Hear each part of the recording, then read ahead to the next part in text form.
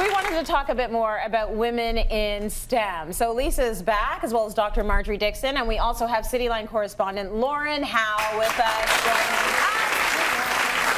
Some people know this about you, some people don't, but you are an engineer by training. You've also won a few very high-profile pageants.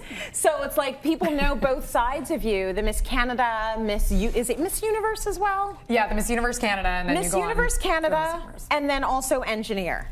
Engineering graduate from U of T. Engineering graduate from U of T. I feel Give it up for Lauren Howe!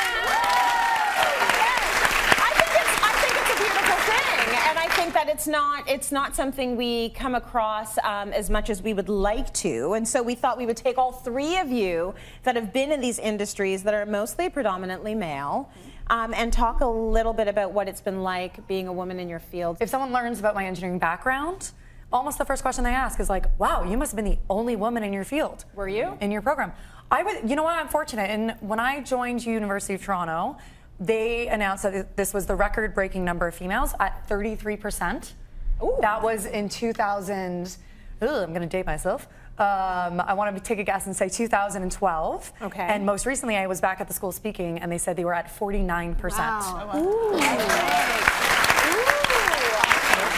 do you think is going on? Like, what's happening? Is it that we're understanding that more women need to be going into these fields, or women are taking an interest in these fields more? Like, what do you think it is? I think it's a combination, and we were talking about this beforehand of, on one hand, you definitely, there's a bigger conversation. Yeah. For a need to have female representation in STEM, science, engineering, technology, math, but also a lot of it is coming from the parents. And being supportive of saying, get into these industries. Absolutely. And that's half the battle of just having that support network, whether it's from your family, whether it's especially from bosses as well, that lift you up. And include a seat at the table. Marjorie, I want to talk to you a little bit about the difficulties, and not to be a downer, but I know it's not easy to be alone. It's not easy to be the only one. It's not easy to be a minority in a situation where everyone else is different from you. So have you encountered a few difficulties being a woman in a man's, traditionally a man's field? Tracy.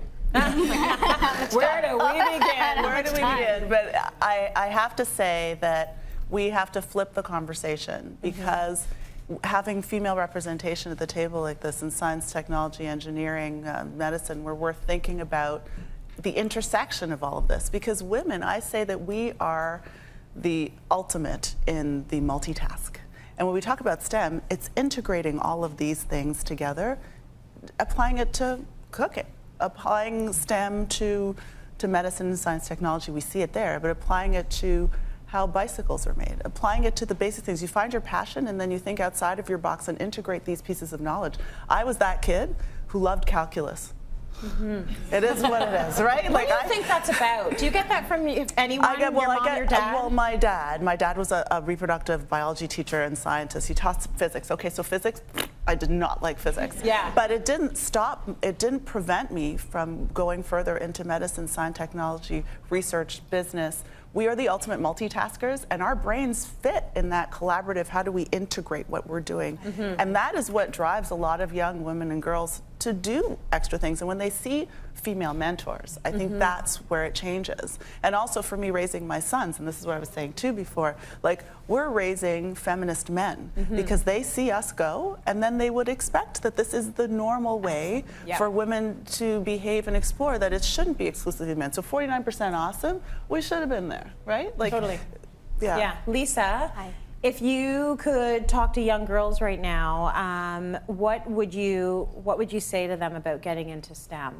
Okay, so I was not like Marjorie. Yeah. I did not like physics. Yes. I did not like math. In neither. fact, I didn't have very much confidence in those areas. And what I would say to young girls is, there is really an importance behind being brave. We don't always need to focus on being perfect and having the perfect result every single time we try something. It's okay to try and fail and start again and fail and start again. This is all part of what STEM is all about. It's going back to the drawing board until you find that magical moment where there is a solution. So really, I mean, let's put perfectionism aside for a second and let's embrace our femininity. Can you do it, Marjorie?